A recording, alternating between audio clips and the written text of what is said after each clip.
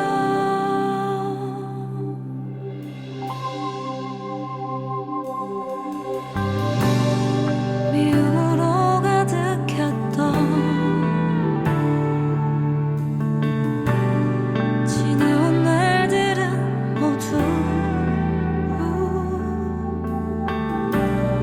인정하고 다시 시작해요. 괜찮아.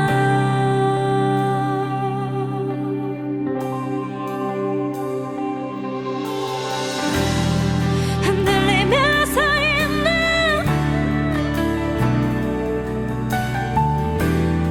그대로 행복하지 않아.